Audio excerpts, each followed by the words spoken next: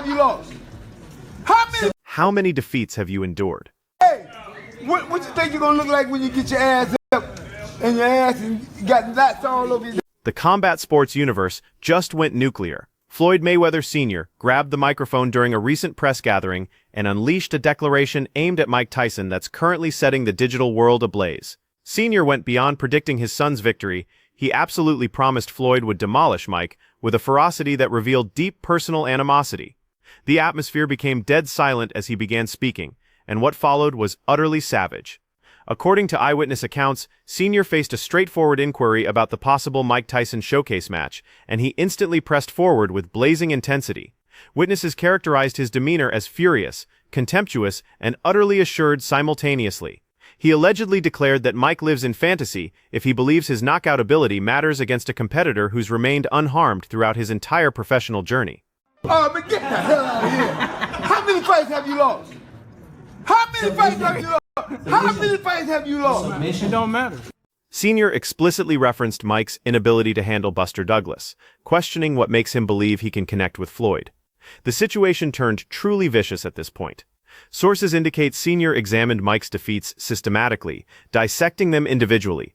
He discussed Evander Holyfield's double humiliation of Mike, Lennox Lewis forcing his corner retirement, and Kevin McBride's physical dominance. Sr.'s message rang clear. Whenever Mike encountered fighters possessing genuine technical skills and strategic approaches, he crumbled completely. Regarding Floyd, Sr. proclaimed his son represents boxing's greatest defensive mastermind in history. Mike Tyson said it. You know why you said by his defense? You know why he's still here? Because defense. Yeah. You see these other crazy ass fighters fighting with their head, ain't fighting with their mind. That's why you see them, their career is short. That's why he's still here and still going strong. A journalist present claimed Sr. actually rose from his seat and began displaying Floyd's signature shoulder roll directly at the conference table. He demonstrated Floyd's ability to make Mike whiff by millimeters before countering with flawless precision. Sr. allegedly stated Mike could unleash endless power shots, but striking nothing but atmosphere never decides victories. That's what it is. And last but not least, your boy Mike Tyson, man. Nothing to talk about no more. Floyd Mayweather Jr. is the top fighter in all classes. Mike Tyson wasn't disciplined enough to do what he had to do to become what my cousin Floyd is today. The physical exhibition captivated everyone present, with attendees frantically recording because Sr.'s movements revealed decades of pugilistic wisdom. The character assassinations continued relentlessly. Reports suggest Sr. challenged Mike's psychological condition, implying years of accumulated trauma have compromised his judgment. What else could it be? It ain't nothing else, man. When them people had their time. Sr. referenced Mike's tendency to discuss his glory days as recent history, while reality shows he's approaching 60 and hasn't functioned as a legitimate competitor for decades. He characterized the Roy Jones exhibition as pathetically embarrassing, with both participants appearing to move in slow motion compared to their peak performances. Social media truly ignited when Sr. allegedly addressed Mike's recent training footage. There we go. Sources close to the situation claim Sr. ridiculed the pad work videos, noting they appear impressive until realizing pads don't retaliate. Sr. emphasized that training highlights mean absolutely nothing when confronting someone with Floyd's exceptional abilities. He compared it to shadow sparring, where you never suffer defeat against your own reflection, but actual adversaries present entirely different challenges.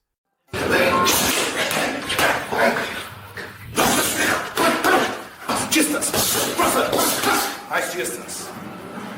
Nice one, Mike. Nice one, Mike. Nice one, Mike.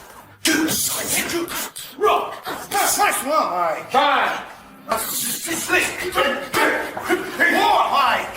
The financial discussion emerged with Sr.'s assessment being brutally cold. Sources suggest he stated Mike desperately needs this bout far more than Floyd, that Mike pursues one final massive payday while Floyd could generate income through any endeavor he chooses. Sr. allegedly claimed Mike should express gratitude that Floyd even considers providing this opportunity, since no other fighter at Floyd's caliber would waste time on a nearly 60-year-old former title holder. The monetary perspective hit differently because everyone recognizes Sr.'s accuracy regarding Floyd's financial independence. You done lost 3 fights, and Floyd's gonna beat your ass, you're gonna lose 4. And he beat all the top fighters there is. And all them same fighters that he beat can beat your ass. The situation became exponentially more disrespectful when sources claim Sr. mocked Mike's current vocal patterns, compared to his prime years. Sr. apparently imitated Mike's elevated pitch and suggested the tough guy rhetoric doesn't align with today's reality. One attendee described it as so ruthless that even Floyd's supporters felt uncomfortable witnessing the mockery. Sr.'s vocal impression left people stunned because it crossed into pure ridicule. The comparisons to other Floyd opponents became incredibly detailed as Sr. allegedly reviewed the roster: Canelo Alvarez, Manny Pacquiao, Oscar De La Hoya, Shane Mosley, emphasizing all these fighters were younger, quicker, and more talented than present-day Mike Tyson. He questioned how Mike possibly envisioned success when prime versions of elite competitors couldn't crack the Mayweather code. Sr. referenced specific rounds from those contests where Floyd made mid-fight adjustments displaying his genius-level ring intelligence. And it's not like I'm hurting, and the people is enjoying it. My team is enjoying it, and it's good to be able to travel to different places and train and shake hands with different people from all walks of life. Sr. didn't limit his assault to Mike's physical capabilities alone. Sources indicate he targeted Mike's tactical reasoning as well.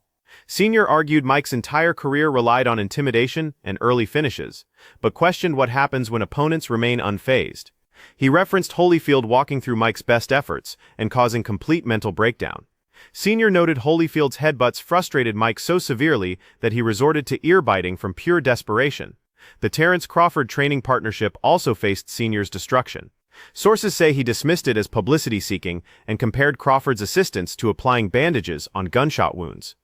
Sr. claimed no amount of technical instruction can overcome the basic reality that Mike's body has 58 years of wear, while Floyd's boxing intelligence reaches stratospheric levels. He allegedly questioned what Crawford could possibly teach Mike that Cus D'Amato hadn't already ingrained 4 decades earlier.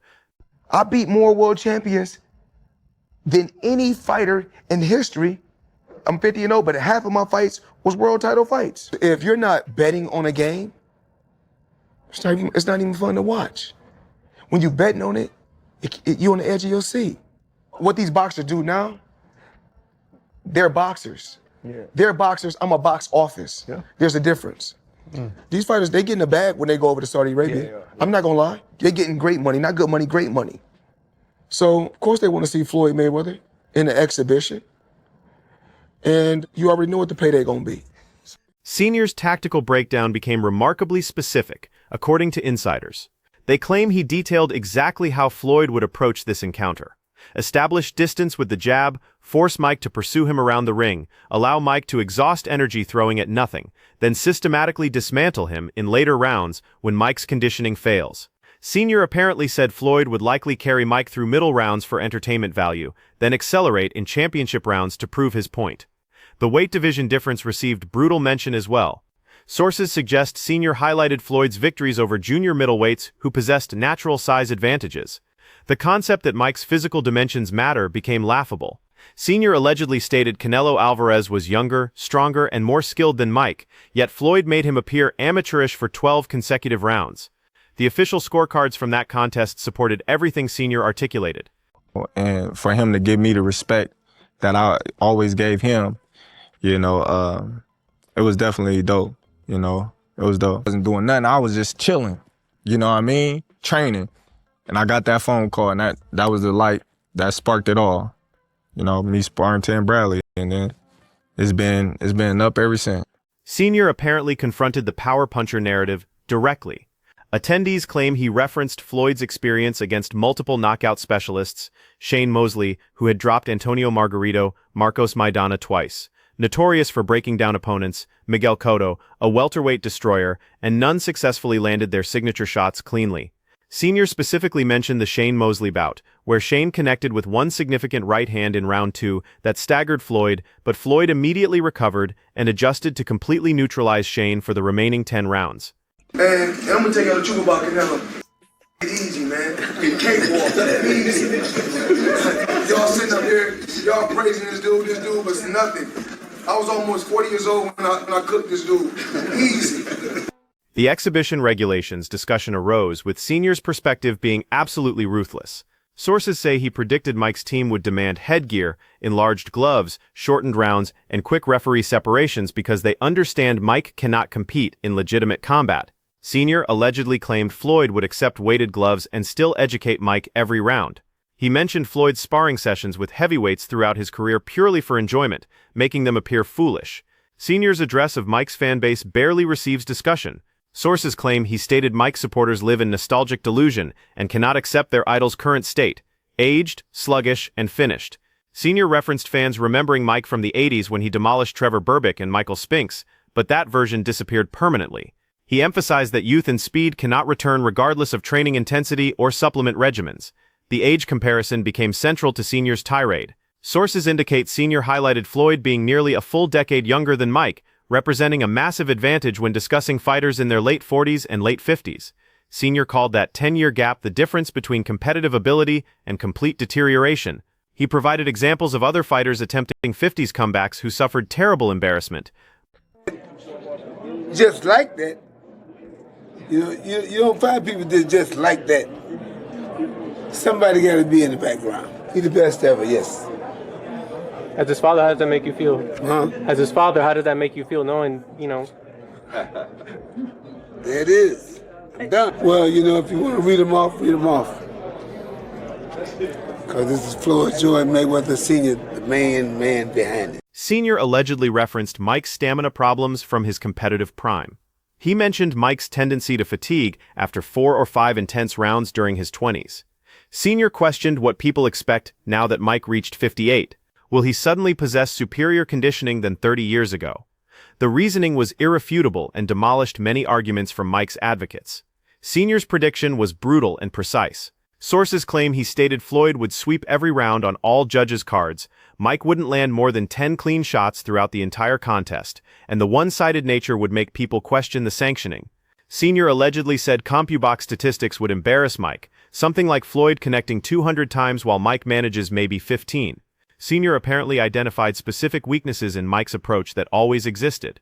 Sources say he mentioned Mike's struggles against tall fighters with reach advantages, problems with opponents who could tie him up in clinches, and suspect defense when facing quality jabs. Sr. noted Floyd possesses the perfect style to exploit every single weakness. Floyd now holds reach advantage since Mike has diminished with age. Floyd's clinching ability surpasses almost anyone historically, and his jab remains legendary. The verbal assault extended to Mike's corner and preparation team. Sources claim Sr. stated whoever convinces Mike he can win either lies for payment or genuinely lacks high-level boxing comprehension. Sr. mentioned legitimate trainers would tell Mike the truth. This fight threatens his legacy, and he should accept exhibition paydays against age-appropriate opponents. He specifically called watching Mike prepare with Terrence Crawford like observing someone ready for predetermined defeat. Head movement that he had in his youth. First of all, that's an energy-burning style. At 58 years old, you're not pulling that style off. Tyson didn't even have that style in his mid-30s when he was almost at retirement age. He was already not moving his head like that. So, I don't know, man. I don't really know what to make of this. I don't know exactly what to think of it. Sr. allegedly addressed referee factors too. He explained exhibition officials typically allow fighters to work without excessive intervention, actually favoring Floyd more. Sr. claimed without constant referee separations, Floyd would frustrate Mike through missed attempts until Mike reacts desperately. The Evander Holyfield ear-biting incident received renewed mention as evidence Mike loses composure when situations deteriorate. The historical context Sr. provided proved devastating. Sources claim he examined boxing history and demonstrated how defensive masters always defeat power punchers when skill gaps are enormous. Sr. referenced Willie Pep, Pernell Whitaker, and Floyd himself as examples of fighters who made dangerous punchers appear helpless. He stated power without landing ability becomes completely worthless, and Mike never faced anyone approaching Floyd's defensive excellence. Sr. apparently concluded with a direct message to Mike. Sources say he addressed the camera and told Mike to stop embarrassing himself with training camp propaganda, stop pretending this would be competitive, and admit he needs Floyd's reputation to generate income. Sr. said the boxing community already knows the outcome, Floyd barely perspiring while Mike struggles attempting to land significant contact. Sr.'s final attack concerned legacy protection.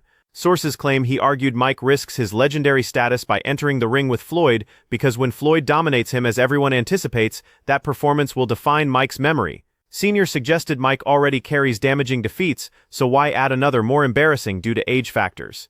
He recommended Mike follow Floyd's example, retire undefeated, and preserve legacy rather than tarnish it for additional compensation. Sr. allegedly stood at the press conference conclusion and delivered one final statement that erupted the room. He declared when Floyd enters that ring with Mike, it won't constitute a fight but rather a boxing education Mike should have received 30 years ago when facing actually skilled opponents. The microphone drop moment was authentic, and attendees described feeling the tension as Sr. departed. That concludes our coverage. For premium updates on news, moments, events, and developments in the boxing world, stay connected by subscribing to our YouTube channel and remember to activate notifications for quality content alerts like this. Until our next meeting, farewell.